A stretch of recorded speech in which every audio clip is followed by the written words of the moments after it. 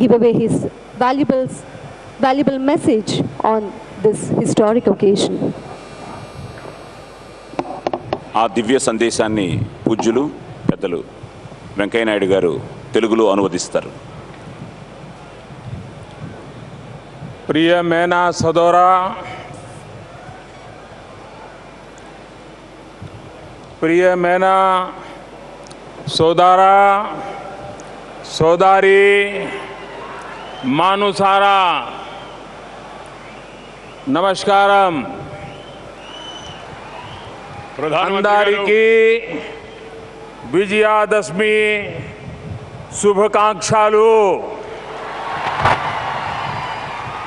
ప్రియమైన సోదరీమణులారా, మీ అందరికీ పవిత్రమైన విజయదశమి శుభాకాంక్షలని ప్రధాని గారు తెలియజేస్తున్నారు.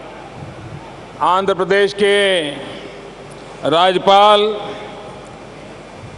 श्रीमान नरसिम्हन जी, राज्य के मुख्यमंत्री श्रीमान चंद्रबाबू जी, केंद्र में मंत्री परिषद के मेरे साथी श्रीमान वेंकैया नायडू जी, मंत्रिमंडल के मेरे साथी श्री अशोक गजपति राजू जी, सिंगापुर के minister for trade and industry mister S Eswaran, Tamil Nadu के राज्यपाल श्रीमान रोसैया जी, असम एवं नागालैंड के राज्यपाल श्रीमान पी.बी. आचार्य जी, तेलंगाना के मुख्यमंत्री श्रीमान के.सी. राव, सुप्रीम कोर्ट के न्यायाधीश जस्टिस एन.वी. रमणा जी, केंद्र में मंत्रिमंडल के मेरे साथी श्रीमान बंडारू दत्तात्रेय जी, केंद्र में मंत्रिमंडल के मेरे साथी श्रीमती निर्मला सीतारामन जी, जापान के state minister of economy trade and industry mister Yosuke Takagi, केंद्र में मंत्रिमंडल के मेरे साथी Shriman Y S. Chowdary, Hyderabad high court के कार्यवाहक मुख्य न्यायाधीश जस्टिस दिलीप भोसले जी, आज विजयादशमी के इस पावन पर्व पर और नवरात्रि की शक्ति उपासना के बाद आंध्र प्रदेश एक महत्वपूर्ण कदम उठा रहा है. నవరాత్రి ఉపవాసాలు పూర్తి చేసుకొని విజయదశమిలో ప్రవేశించిన ఈ సందర్భంగా ఆంధ్రప్రదేశ్ ఒక నూతన అధ్యాయంలో ప్రవేశిస్తూ ఉంది. आज आंध्र प्रदेश की राजधानी, जो राजधानी सदियों से अपनी एक सांस्कृतिक विरासत लेकर के जी रही है, अपनी एक ऐतिहासिक विरासत को लेकर के जी रही है, उस संस्कृति के साथ जोड़ते हुए, उस ऐतिहासिक विरासत को साथ जोड़ते हुए अमरावती नए रंग रूप के साथ, नए आधुनिक साज सज्जा के साथ आंध्र के आशा अपेक्षा का केंद्र बिंदु बनने जा रही हैं और एक प्रकार से सच्चे अर्थ में पीपल्स कैपिटल बनने जा रही हैं. मैं यहाँ की सरकार को, यहाँ के नागरिकों को हृदय से बहुत बहुत बधाई देता हूँ, अभिनंदन करता हूँ. శతాబ్దాల యొక్క చరిత్ర కలిగి, వారసత్వం కలిగి, సంస్కృతిని కలిగి వాటన్నింటినీ గుర్తు చేసే విధంగా ఇవాళ ఆంధ్రప్రదేశ్లో కొత్త రాజధాని అన్ని రకాల సాంకేతిక హంగులతో, చారిత్రాత్మక నేపథ్యంతో ప్రజా రాజధానిగా ఈ యొక్క అమరావతి ఏర్పడుతున్న సందర్భంగా నేను అందరికీ శుభాకాంక్షలు తెలియజేస్తూ ఉన్నాను. सरकार बनने के इतने कम समय में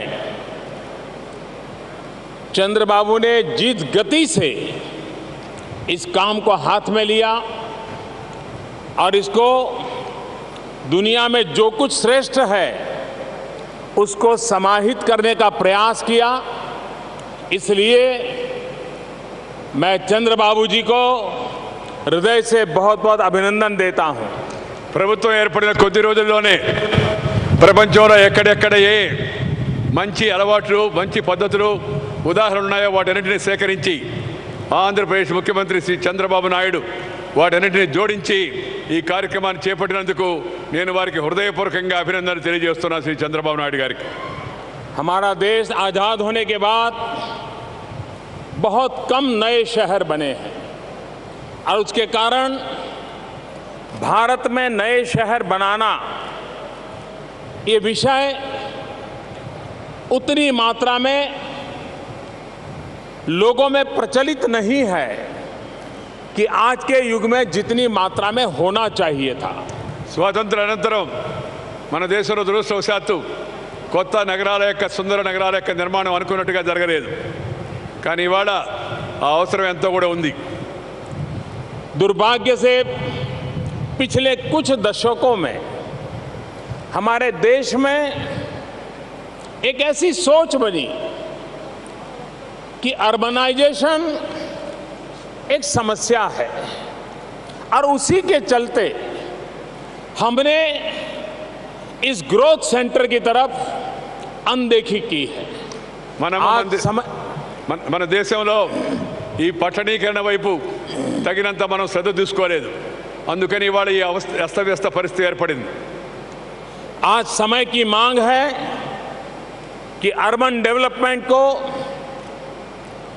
हमने समस्या नहीं मानना चाहिए, उसे एक अपॉर्चुनिटी मानना चाहिए. ఈ పట్టణీకరణ ఒక సమస్యగా కాకుండా ఇది ఒక గొప్ప మహత్తర అవకాశంగా చేపట్టి పట్టణాల యొక్క అభివృద్ధి కార్యక్రమాన్ని చేపట్టవలసి ఉంది. और इसीलिए भारत सरकार ने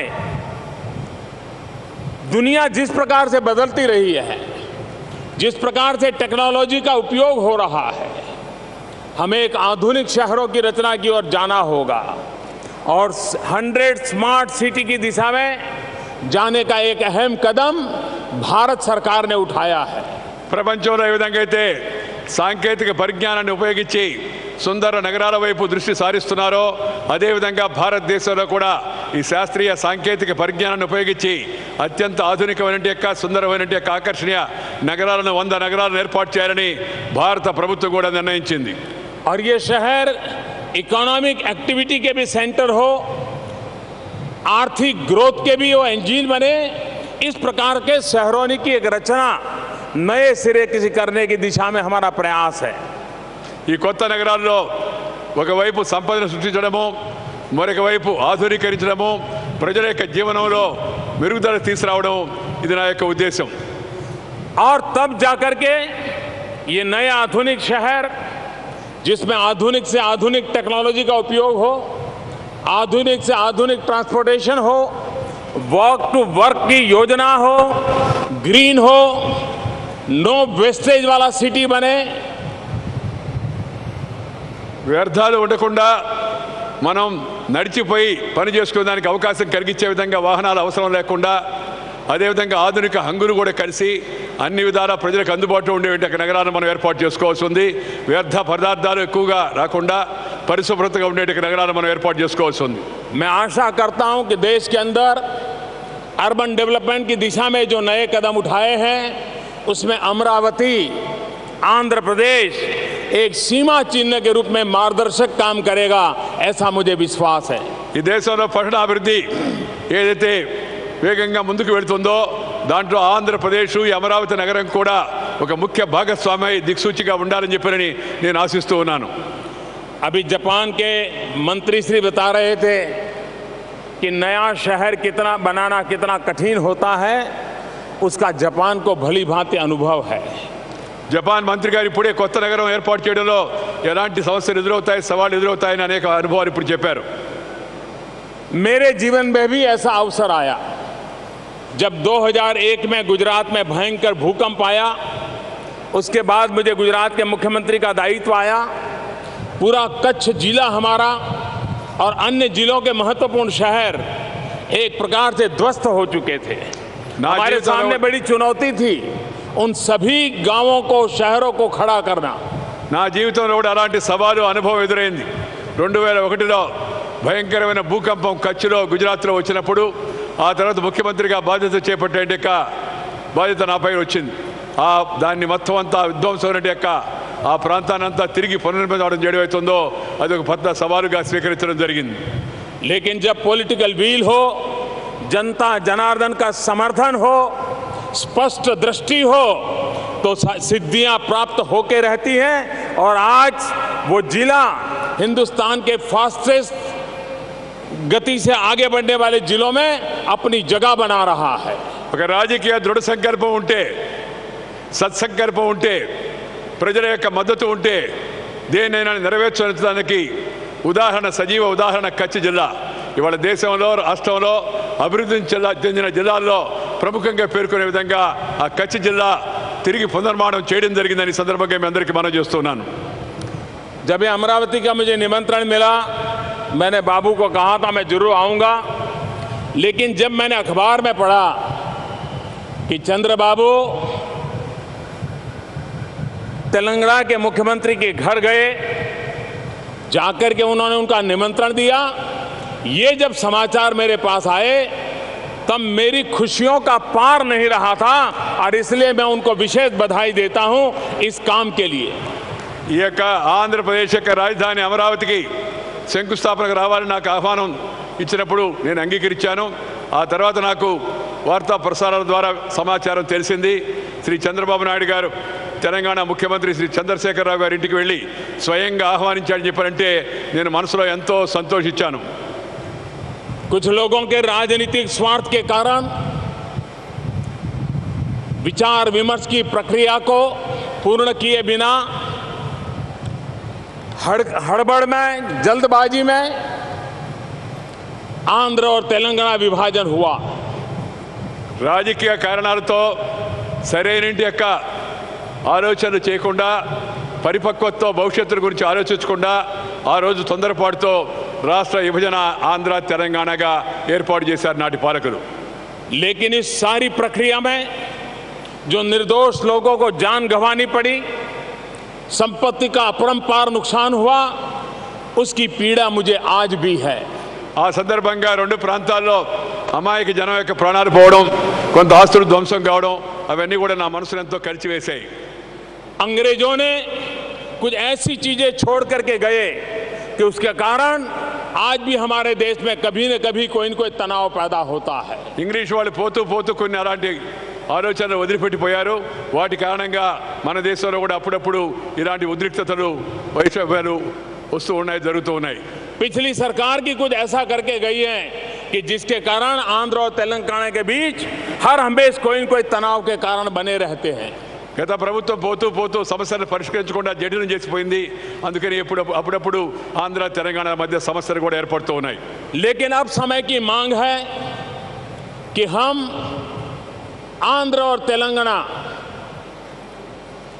चाहे आंध्र हो चाहे तेलंगाना हो, हमारी आत्मा तेलुगु है. ఆంధ్రప్రదేశ్ కానీ తెలంగాణ కానీ మన అందరి యొక్క ఆత్మ, తెలుగువారి అందరి యొక్క ఆత్మ ఒకటే, తెలుగువారి అందరూ ఒకటే, తెలుగువారి ఆత్మ ఒకటే. और इस तेलुगु आत्मा की दो भुजाएं हैं, एक तेलंगाना एक आंध्र, और दोनों इतनी प्रगति करें, दोनों एक दूसरे को इतने पूरक हो कि हिंदुस्तान की शान बढ़ाने में ये हमारी शक्ति बनी रहे. ఈ తెలంగాణ, ఈ ఆంధ్ర రెండు కూడా భుజం కలిపి పనిచేస్తే భారతదేశాన్ని శక్తివంతంగా దేశంగా తయారు చేయాలనే ప్రయత్నం అవుతుందో అది కూడా సంకల్పం సిద్ధిస్తుందనే విశ్వాసం నాకుంది. मुझे विश्वास है कि भारत सरकार ने जो एक स्टार्टअप का अभियान चलाया है, उस स्टार्टअप का सबसे ज्यादा लाभ लेने की किसी की ताकत है तो इस धरती की है. ఈ కేంద్ర ప్రభుత్వం ఏతుందో ఇది కొత్తగా సాంకేతిక పరిజ్ఞానాన్ని పెంచేట స్టార్టప్ అనే కార్యక్రమాన్ని చేపట్టింది. దాన్ని బాగా శక్తివంతంగా చేపట్టగలిగే శక్తి, తాహత్తు ఎక్కడ ఉందంటే ఈ భూమి పైన ఉంది, ఈ తెలుగు గడ్డ పైన ఉందని ప్రధానమంత్రి గారు చెప్పారు. आंध्र के लाखों जवान दुनिया के अनेक देशों में प्रोफेशनल्स के नाते अपनी उत्तम जगह बनाई है. మన ఆంధ్ర తెలుగు ప్రజలు, యువకులు ముఖ్యంగా ప్రపంచంలో అనేక చోట్ల వెళ్ళి ప్రముఖమైన స్థానాలు అక్కడ సంపాదించారు, మనకి పేరు తెస్తూ ఉన్నారు. आंध्र प्रदेश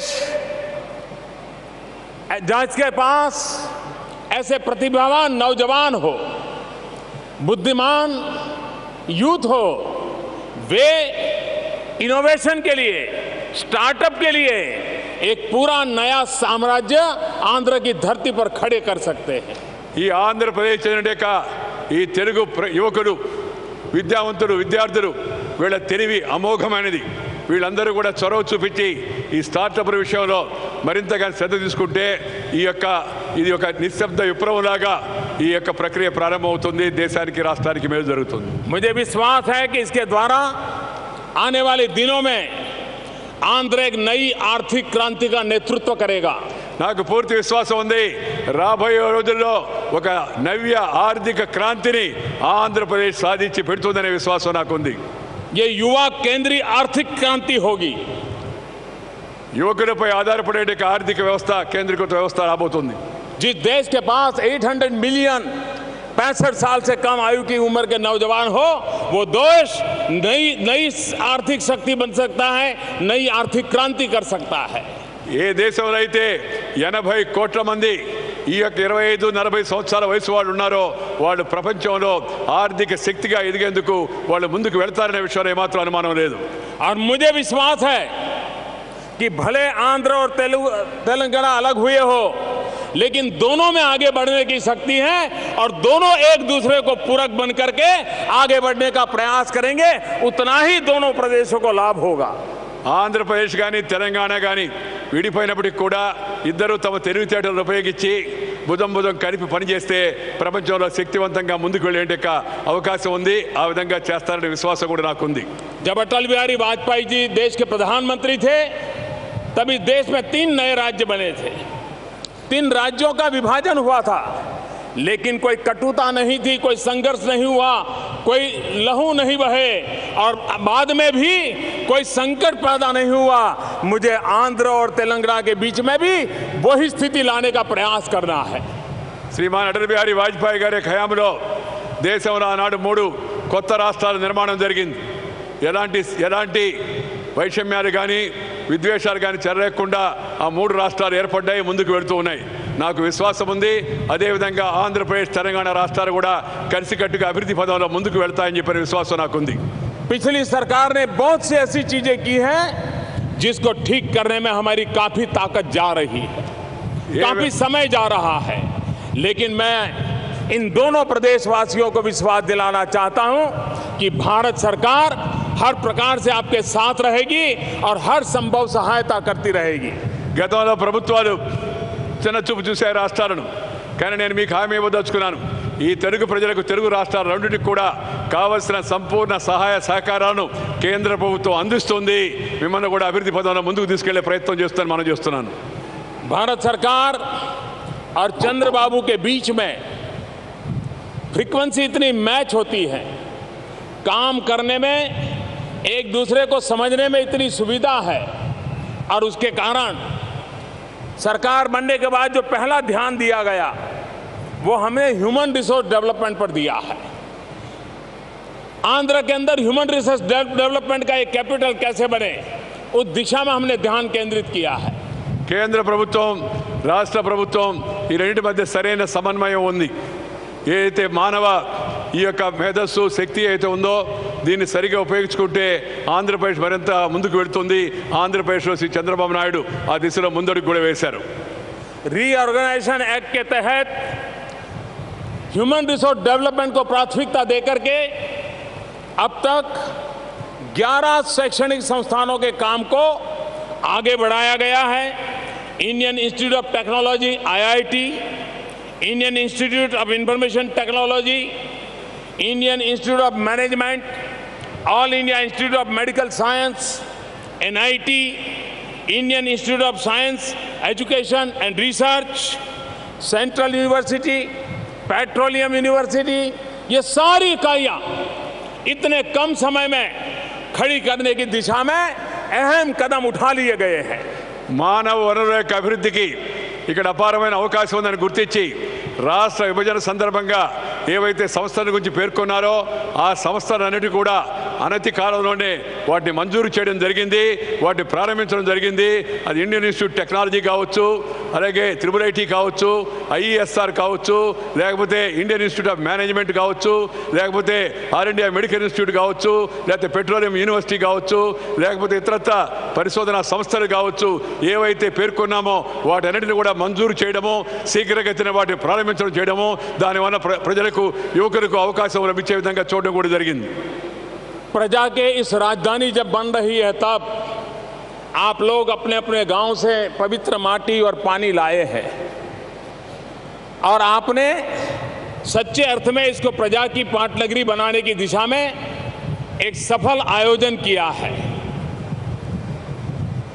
మీరు ఈ కొత్త రాజధాని ఏర్పడేటప్పుడు మీ గ్రామాల నుంచి కొంత మట్టిని సేకరించి ఒక విజయవంతమైన రాజధానిగా దీన్ని ఏర్పాటు చేసే కోసం అని చెప్పి చొరవ చూపించారు। जब मुझे इस योजना का पता चला और आज मैं आ रहा था तो मुझे भी विचार आया। ఈ విషయం నాకు ఎప్పుడైతే తెలిసిందో ఈ సమాచారం తెలిసిన తర్వాత నాకు కూడా అలాంటి ఆలోచన వచ్చింది। और मैं भी माटी और पानी साथ लेकर के आया।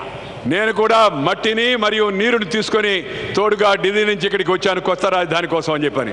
मैं माटी लाया हूं, भारत के लोकतंत्र का मंदिर संसद के परिसर में से माटी लाया हूं और पानी यमुना जी नदी में से लाया हूं।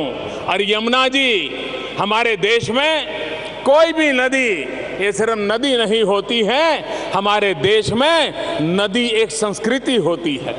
మన యొక్క పార్లమెంటు ప్రజా మందిరం ఏతుందో ఆ భారత పార్లమెంట్ యొక్క ప్రాంగణంలో మట్టిని సేకరించి దాన్ని అమరావతి రాజధాని కోసం తీసుకొచ్చాను। దానితో పాటు మనం ఎంతో పవిత్రమైన యొక్క సంస్కృతికి కేంద్ర బిందువైన యొక్క యమునా నది నుంచి కూడా ఢిల్లీ నీరుని తీసుకొచ్చాను। మట్టి నీరు రెండు కూడా ఈ రాజధాని కోసం నాతో పాటు తీసుకురావడం జరిగింది।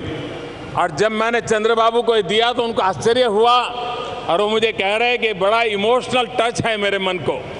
చంద్రబాబు నాయుడుకి ఎప్పుడైతే నేను వీటిని అందించానో ఆయన అన్నాడు నాకు మనసులో ఎంతో ఉద్వేగం కలుగుతూ ఉంది, మీరు ఢిల్లీ నుంచి పార్లమెంట్ నుంచి మట్టిని తీసుకురావడం యమునా నది నుంచి నీరు తీసుకురావడం నాకెంతో ఉద్వేగాన్ని ఆనందభరితం చేసిందని చెప్పి చంద్రబాబు నాయుడు గారు చెప్పారు। लेकिन मैं आंध्रवासियों को कहना चाहता हूं ये सिर्फ संसद परिसर की मिट्टी या यमुना जी नदी का जल इतना ही नहीं है, ये तो एक प्रकार से देश की राजधानी अब अमरावती पहुंच गई है, इसका संदेश है। కేవలం ఆ ఢిల్లీలో పార్లమెంటు ప్రాంగణంలో మట్టి లేదా యమునా నది నీరు కాదు ఇక్కడికి వచ్చింది, ఈ దేశం యొక్క రాజధాని మీ రాష్ట్ర రాజధానిలో కలవడం కోసం నేరుగా ఇక్కడికి వచ్చిందని చెప్పిన సందర్భంగా మనం చేస్తున్నాను। ये प्रतीक इस बात का संदेश लेकर के आया है, ये सिंबल में वो ताकत है, वो विश्वास देता है कि आंध्र के विकास की यात्रा में दिल्ली कंधे से कंधा मिला करके चलेगा, हर समय साथ रहेगा और नई ऊंचाइयों को पार करके रहेगा। ఇది కేవలం లాంఛనప్రాయంగా తెచ్చింది కాదు, దీని యొక్క సందేశం ఏంటంటే ఆంధ్రప్రదేశ్ యొక్క అభివృద్ధి పదంలో ప్రతి అడుగులో కూడా కేంద్రం రాష్ట్రంతో కలిసి భుజం భుజం కలిపి నడుస్తుంది, మీ అభివృద్ధికి అన్ని విధాలా ప్రోత్సాహిస్తుందని చెప్పని ఇది సంకేతం అని చెప్పని మీ అందరికీ మనం చేస్తున్నాను। जिन लोगों को आंध्र और तेलंगाना का विभाजन करने के साथ एक हमेशा की समस्या के बीज बोने का इरादा रहा है, वे आज भी विष पैदा करने के लिए उसमें खाद डाल रहे हैं। రాజకీయ కారణాలతో రాష్ట్ర విభజన ఆ దృష్టికోణంతో చూసిన వాళ్ళు ఇప్పుడు కూడా విభజన అయిన తర్వాత కూడా దీంట్లో విష బీజాలు నాటే ప్రయత్నం చేస్తూ ఉన్నారు। भ्रम फैलाने की कोशिश कर रहे हैं, భ్రమ కలిగించే ప్రయత్నాలు చేస్తూ ఉన్నారు, नौजवानों की भावनाओं को भड़काने का प्रयास कर रहे हैं। యువకుల్లో ఉండే భావోద్రేకాన్ని రెచ్చగొట్టే ప్రయత్నాలు చేస్తూ ఉన్నారు। लेकिन मैं आज अमरावती सांस्कृतिक नगरी से आज इस अमरावती सांस्कृतिक नगरी से मैं आंध्रवासियों को विश्वास दिलाना चाहता हूं कि रीऑर्गेनाइजेशन एक्ट के अंदर जो भी बातें कही गई हैं उसको लेटर एंड स्पिरिट के साथ भारत सरकार साथ रहेगी, लागू करेगी, ये मैं विश्वास दिलाने आया हूं। ఈ విషయం చిమ్మే ప్రయత్నాలు చేస్తున్న సందర్భంగా నేను ఆంధ్రప్రదేశ్ ప్రజానికానికి ముఖ్యంగా యువకులకు చెప్పదలుచుకున్నాను, రాష్ట్ర విభజన చట్టంలో పేర్కొన్న ప్రతి ఒక్క అంశాన్ని కూడా అక్షర సహా తూచా తప్పకుండా 100% దాన్ని అమలు చేసి చూపిస్తామని చెప్పని ఈ అమరావతి నగరం యొక్క సాక్షిగా నేను మీ అందరికీ కూడా హామీ ఇస్తూ ఉన్నాను। आप विश्वास रखिए, चंद्रबाबू और नरेंद्र मोदी की जोड़ी जो बातें तय हुई है उसको साकार करके रहेगी, समय सीमा में साकार करके रहेगी और आंध्र के सपनों को पूरा करके रहेगी। मेरे साथ बोलिए भारत माता की, भारत माता की, भारत माता की जय हो। बहुत बहुत धन्यवाद। కేంద్ర ప్రభుత్వం నరేంద్ర మోడీ ప్రభుత్వం, రాష్ట్రంలోని చంద్రబాబు నాయుడు ప్రభుత్వం, మోడీ యొక్క బాబు యొక్క జోడీ ఏవైతే మీ యొక్క అభివృద్ధి పదంలో మీ కళ్ళున్నాయో వాటన్నిటిని కూడా శాతం సాకారం చేసి చూపిస్తాము, అవన్నీ కూడా నెరవేరుస్తామని చెప్పని మీ అందరికీ కూడా ఈ సందర్భంగా నేను హామీ ఇస్తూ ఉన్నాను. వారితో కూడా కలిసి అందరూ కూడా భారత్ మాతకి జయ అని చెప్పి నినాదం ఇచ్చారు. మనం అందరం కూడా దానికి స్పందించాం. అందరూ ఒకసారి నినాదం ఇవ్వండి, భారత్ మాతాకి, భారత్ మాతాకి. గట్టిగా ఢిల్లీ దాకా వినపడాలి, భారత్ మాతాకి జై.